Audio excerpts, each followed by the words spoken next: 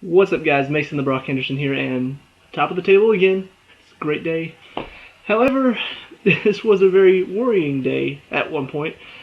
Obviously, playing against Tottenham is always going to be a challenge. They're the last unbeaten team, and on top of that, if you look at it from Tottenham's perspective really fast, they have a lot to prove coming into today's game. I mean, they are the last unbeaten team, but first of all, they got knocked out of the Champions League midweek, so a lot to prove there. They come in kind of on a not a great run of form. I mean, yeah, they're undefeated still, but they came in with six draws and 6 wins. So they're fifth place despite having not been beaten yet. That's not good enough. Even if you are unbeaten still, that's not good enough for them.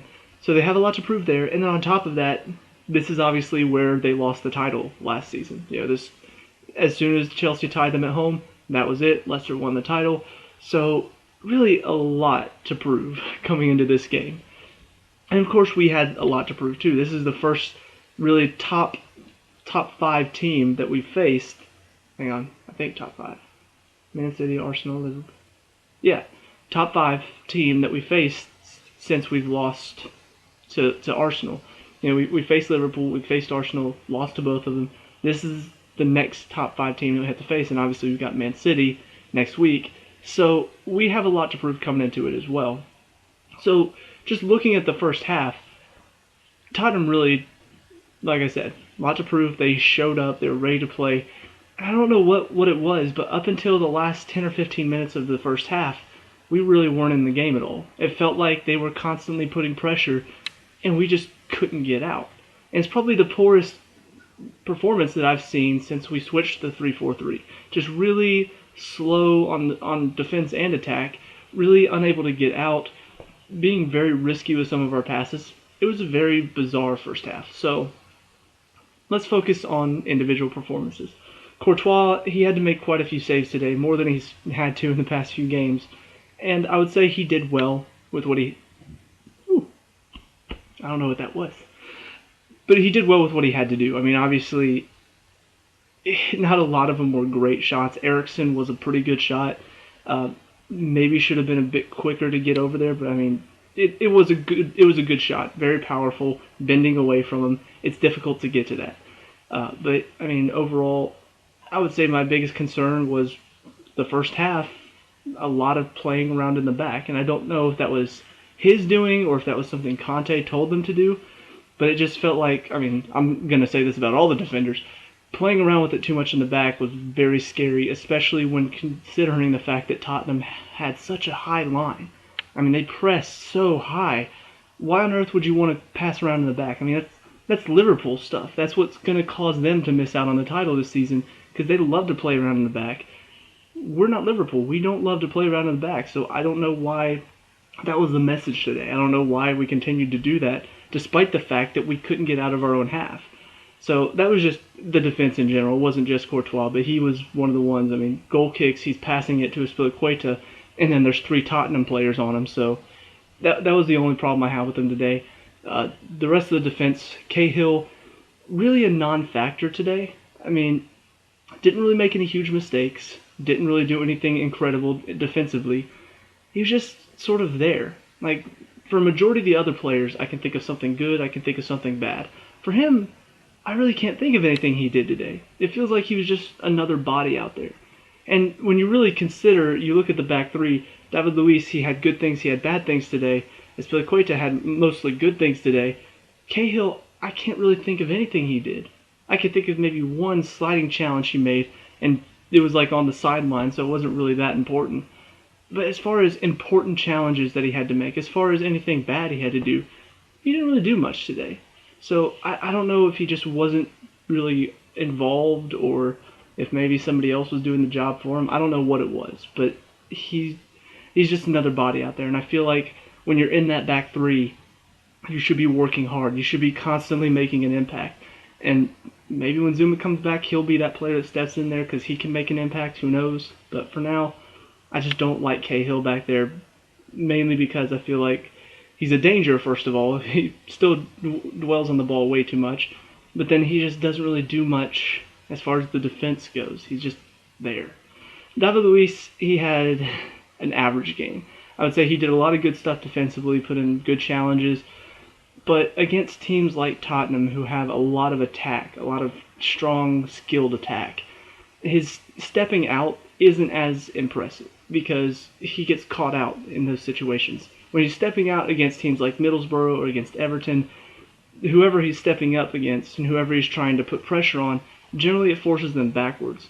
When you're playing against teams like Tottenham, who have such talented attackers up top, that pressure turns into a flick beyond you, and now you're beat. And Cahill and Aspilicueta, they're back there, but most of the time they're not always ready to step there. And I mean, the first goal was pretty much that. He steps up, he gets turned way too easily, and then Eriksen's through, and he has a clear shot on goal. So he needs to be a little bit more disciplined when we face these top level teams, because those stepping out moments are really going to be dangerous, especially against players like Kane or Eriksen or Aguero or David Silva or I guess Firmino, maybe Mane is one. So that would be my only concern with him. But the rest of it, I think he did very well. There were a lot of dump balls in that he had to win. He did well there. So the good and the balance sort of the good and the bad sort of balanced itself out. And I would say he had a good game overall.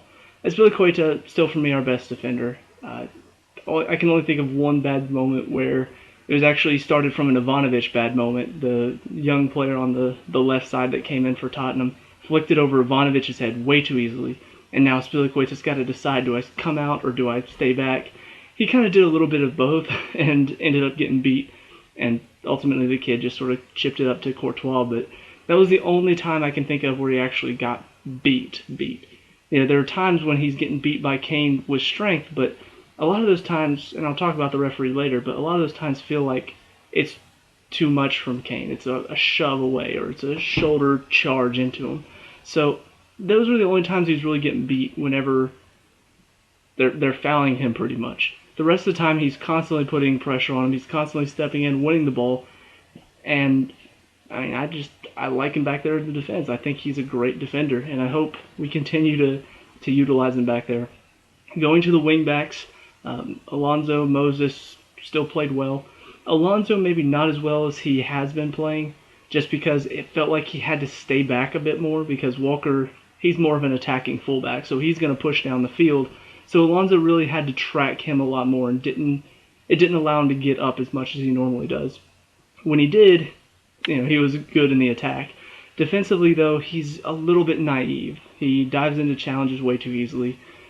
So I would say that would be the one thing to work on with him, just making sure he holds his ground, doesn't dive in, and holds up the play pretty much. But he still played fairly well. Moses obviously played very well, got himself the winning goal, and he's a constant threat defensively and offensively. I mean, he's constant, just flying all around that right-hand side. Flying down with the ball, flying back, putting pressure so they can't just run and have a lot of room. He is just one of the hardest workers I've seen, aside from, I'd say, N'Golo Kante. He's a constant threat, and it's brilliant to watch him play. I'm glad he got himself a goal to sort of make up for that. Into the midfield, Matic and Kante. Matic, I would say, probably not one of his better games. Probably his worst game since switching to the 3-4-3. I don't know what it was, but it just felt like for a majority of the game, he wasn't quick enough to get there. And there were several good moments in the second half, but for a majority of the first half, a lot of our problems came from the fact that our defense was slow stepping to, and then Matic was slow stepping to. So it's like our defense would step too late. Ball would go in. Normally Matic is there to win it. Well, he's also stepping too late. So he was just a little bit slower today. Still used his body well at times, but I would say the second half is definitely where he started to step it up. He got into the game, started making good challenges, started using his body even better, making good passes as well. So overall, it was a good game from him, but not as good as I expect. Not as influential in the midfield as I expect. Kante, on the other hand, I think played good the first half, not great the first half. Second half is where he just turned it on, became a great player again. First half, there were just too many moments where it felt like he's he's not with the play. And part of that is because he's used to Matic sort of stepping in and winning the ball. So I would say that them working together in the first half, they didn't work as well as they normally have been in the first half. But second half, he turned it on, Matic turned it on, and that's why we had such dominance for a majority of the second half, because they just, I mean, Conte, when he is on form, whenever he is playing at the top of his game, he does what he does in the second half. Winning balls back, great passes, all of it is just so awesome to watch. It's so great to have a player like Conte on your team, because he's a workhorse, he's a good passer of the ball, he's got skill enough to dribble past a defender and work some room for himself. So definitely one of his better performances second half for sure. And that's saying a lot because he's had a lot of great performances. And then going up top, Hazard and Pedro. Hazard had an okay game. He really turned it on in the second half, I would say. First half he wasn't as involved. And part of that, I don't really know why. And honestly, I don't really know what happened the first half with us. I know Tottenham definitely turned on the pressure, definitely pushed really high. But for the majority of the first half, it felt like we couldn't get the ball up to Costa and Hazard. And I don't know if it was because they weren't working hard enough to get to it, or if they just weren't really turned on. But whatever the case, he was not really involved in the first half. Second half, he turned it on, really worked himself some space, had a few darting runs down the line that just put the Tottenham back line under pressure. So you see the quality is there, even though he hasn't been as involved the past couple games. You can see that the quality is still there. He's still a danger. They have to put two players on him instead of just one, so that opens up space for somebody else. And that's where a lot of his skill comes from. It's not just what he can do on the ball. It's also what he does to the other team whenever he's near the ball. Whenever he is anywhere in position to receive it, they have to adjust for it. So overall, I'm happy with him. Pedro, on the other hand, probably his worst game since the 3-4-3. I know we got a goal, but if you watch the rest of the game, it's exactly why I didn't want him in the team at the beginning of the season. His passes go awry way too much. He's not strong enough when under pressure, so if somebody comes in behind, he's not strong enough to hold it up. They stick a foot in, he's lost the ball, now we're being attacked. There are too many moments where he needs to put in a challenge. He works hard to get himself in a position to defend, but then he's not strong enough to win the ball back. It's like he doesn't even really put in a full challenge. It's kind of a weak challenge, so the ball skips through his legs or something when he puts in a challenge, and now all of a sudden they're through. So overall, I don't know what to expect out of Pedro ever. Past few games before this one, he's been great. He's been good in the attack. He's been good on the defense. He's been working hard to win the ball back. He's been strong whenever he's had the ball too. But then this game, he's not good enough. He's losing the ball constantly. The goal was great, but that's the one good thing he did today. The rest of it just wasn't good enough for me. So I don't know. It's bizarre to see somebody who scored a goal be probably one of the worst players on the pitch. And you take the opposite of that, Costa, probably one of the best players on the pitch overall. Aside from, I'd say the first half maybe not as much, but I think part of that was because we couldn't get the ball out of our own half. But for somebody who didn't score a goal today as a striker, to still be so influential on the game, to still put so much pressure on the back line, to get an assist, to constantly work hard on the corners, on our defensive corners as well, to make sure that they don't score, it's amazing to me that you just sort of see the contrast. Pedro scored a goal but didn't have a great game, didn't have a good game really. Costa didn't score a goal but had a great game, defensively and offensively. So overall, I was very pleased with Costa's performance. Like I said in the first half, we just couldn't get out, but when we did, there were moments where I wish he'd worked a bit harder maybe to put a little bit more pressure. But even then, I mean, a lot of the time you see him putting the pressure, it's just whenever he's the only one putting pressure, it's not enough. He's putting the pressure on Lloris, and nobody else has stepped up with him, so Lloris has an easy pass to another defender. So he still works hard for the team, and it's nice to see. Another game, especially a London derby, without a yellow card is also amazing. The fact that he's been on 4 yellows for so long, and he's managed to keep his cool, and this was a frustrating game for him. Michael Oliver was terrible today, and I'll go ahead and talk about that really fast since I'm on the subject. Today was not a good day for referees. I mean, well, I don't know. The other games were refereed okay, but the Chelsea Tottenham game was so inconsistent.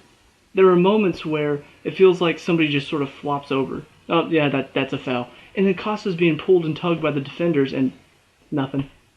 I mean, he was constantly being pulled, tugged, he was battling with them.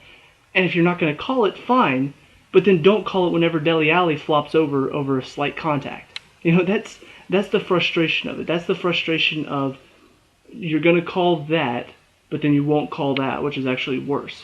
So, it was an inconsistent game. It's not like it was inconsistent one-sided. He was making there were a couple of fouls that he called on Tottenham or that he didn't call for Tottenham that I was just like, yeah, that probably should have been a foul.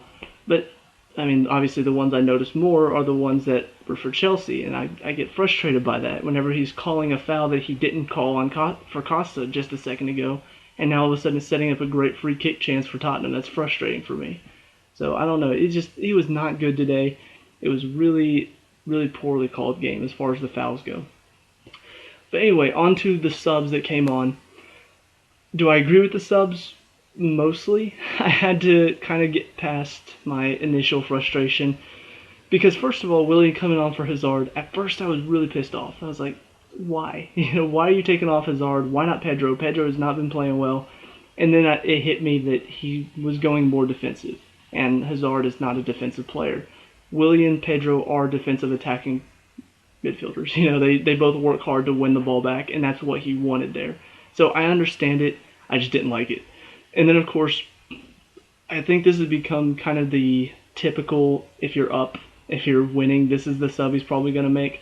Ivanovic on for Moses, which I still don't know if I agree with just because watching Ivanovic get beat by speed on that side, by whatever that kid's name is, I just don't know if he's able to continue to do it. And obviously our options are really limited, but I just don't see him being that wingback to defend even. Like defensively, I just don't know if he's able to keep up with the wings that they put out there. So I don't know. I just obviously I prefer Moses in there, but when you put Ivanovic in, you lose all of the speed that Moses brings you. And of course, Azpilicueta has the speed to do it too, but whenever that kid turns on the speed to get past Ivanovic, well now he's at full speed running at Azpilicueta. That makes it a lot harder for Azpilicueta. So Ivanovic didn't play poorly, but he didn't really play well either. And I want him to be able to play well if he's going to continue to be put out there. And then the final one was Oscar on for Pedro, I think. I was hoping it was going to be Chalobah, just because he's been utilizing Chalobah well. I mean, he's pretty much what's been happening is normally he brings on Chalobah, drops him back into the midfield, and so now it's more of a 3-5-2. Or in this case, if you kept Willian and Costa up top, it would be more of a 3-5-1-1 or something like that.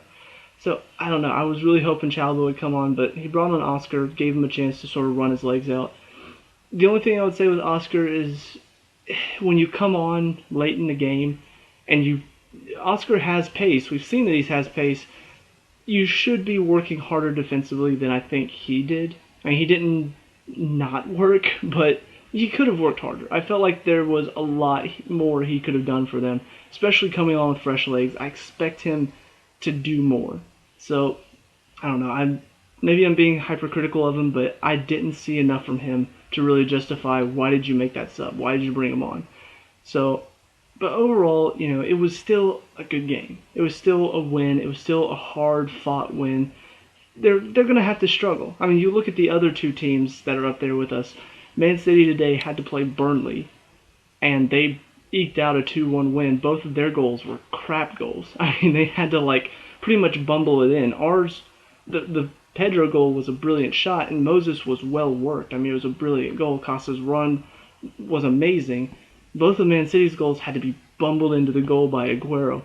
Liverpool could hardly get past Sunderland at home. We had Tottenham, and we managed to break through them twice and win our game. And I think that's kind of what I think we should focus on is the fact that these other teams that are up here with us, obviously Arsenal have Bournemouth tomorrow, but these other teams are struggling. They're not getting the the really impressive wins. People will say, "Oh, Liverpool, they're looking so good. They're playing so well." They tied Southampton last week, and they had to wait until like the 70 something minute to score against Sunderland today. Sunderland at home, and it took Origi having to score a brilliant goal. I mean, it's probably something he won't do again for several games. So I don't know. I'm looking at all the teams up top. I'm looking at our top four right now. We're still top of the table, and we've been looking the most impressive. We 7 games in a row that we've won, 6 games in a row with a clean sheet. The first time we get scored on is by Tottenham, who is in the top 5. So I just compare us to some of the other teams, and I think right now we're looking like we have the best chance to continue on. Obviously, will our will our momentum hold? Who knows? Who knows what's going to happen next week against Man City? Who knows if he's going to change something? I don't know what's going to happen next week, but right now, I love what I'm seeing. I love the fact that even though these past 2 games, Middlesbrough made it hard for us. They did not. They put constant pressure. They packed it in whenever we tried to get on the attack. So that was a difficult game. We managed to scrape in a goal, get a well-worked goal, hard-fought goal. Today against Tottenham, they made it extremely hard for us, and we still managed to push along. We still managed to push through, get that win. So I love what I'm seeing. I'm really excited for the rest of this season, especially for a season that started off. Are we even going to be Are we going to be challenging for the title, or are we just going to be hoping for a top 4? Right now, it looks like we can really challenge for the title, and that's exciting to see.